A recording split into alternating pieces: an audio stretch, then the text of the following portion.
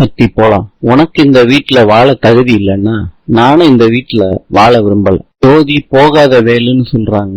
வேலு விடுமான்னு சொல்லிட்டு கைய உதறி விடுறாரு. இல்ல, எங்க அப்பா வீட்டுக்கு நான் போறேன். சக்தி, நான் என் குடும்பத்தை விட்டுட்டு வந்திருக்கேன் உனக்காண்டி. வேலா, என்ன கஷ்டப்பட வைக்காத.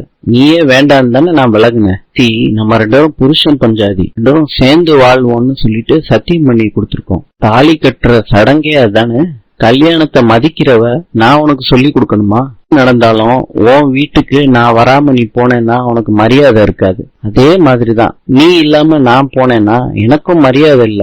தப்பாவே புரிஞ்சுக்கிற சக்தி. எங்க அப்பா பாக்குறதுக்கு தான் கோவக்காரரு, ஆனா இலகுன மனசு உடைய ஒரு சக்தி. வெளியே அனுப்புனதுக்கு பரிகாரமா அவரே வந்து கூட்டிட்டு போவாரு. இது நடக்கும் சக்தி. 2 நாள் பொறுத்துக்க சக்தி. நம்ம தற்காலிகமா ஒரு இடத்த பாத்துப்போம், அதுக்கப்புறம் வந்து கூட்டிட்டு போயிருவாங்க. அதுக்கப்புறம் சந்தோஷமா நம்ம லைஃப் மாறப்போகுது. பேத்தாத வேலு, நமக்கு நடந்த கல்யாணத்தை மதிச்சாதானே புருஷன் பொண்டாட்டி ஸ்தானம் எல்லாம். நான் தான் மதிக்கவே இல்லையே. நான் விட்டுரு வேலு. வேலும் சக்தியும் ஆட்டோல போறாங்க.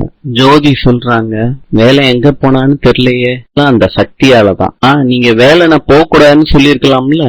சொன்னா மாத்திரம் நின்ற போறானா? பொண்டாட்டி தான் வேணும்னு சொல்லிக்கிட்டு போயிட்டாண்டி அவன். அவனை பத்தி எதுக்கு பேசுற? திரௌபதியோட அம்மா சொல்றாங்க, நீ நல்ல மாமியாளா இருந்தா சக்தியை நீ வர சொல்லிருக்கணும் வீட்டுக்கு. நீ தான் விரட்டி விட்டியே. திரௌபதி ஜோதியா அடிக்கிறாரு. வீட்டுல பெரியவங்க, அவங்கள எதிர்த்து பேசுற அளவுக்கு உனக்கு தைரியம் வந்துருச்சா ஜோதி? அம்மான்னு கை நீட்டி சொல்ற. சின்ன பிள்ளை மாதிரி என்ன நினைச்சிடாத. சக்தி இந்த வீட்டுக்கு வரணும்னா மன்னிப்பு கேட்கணும். அவ தப்பு பண்ணிருக்கான்னு ஆயுசுக்கும் அவங்களுக்கு நினைப்பு இருக்குமா?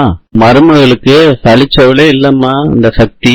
கேட்டுட்டு வந்தாலும் பழைய மருமகளா அவளுக்கு எந்த மரியாதையும் கிடைக்காது. வெளியில அண்டாத செருப்பு மாதிரி பேருக்கு தான் அவ மருமகளா இருக்கணும். வேலு கேக்குறாரு, டபுள் பெட்ரூம் ரூம் வேணும்னு.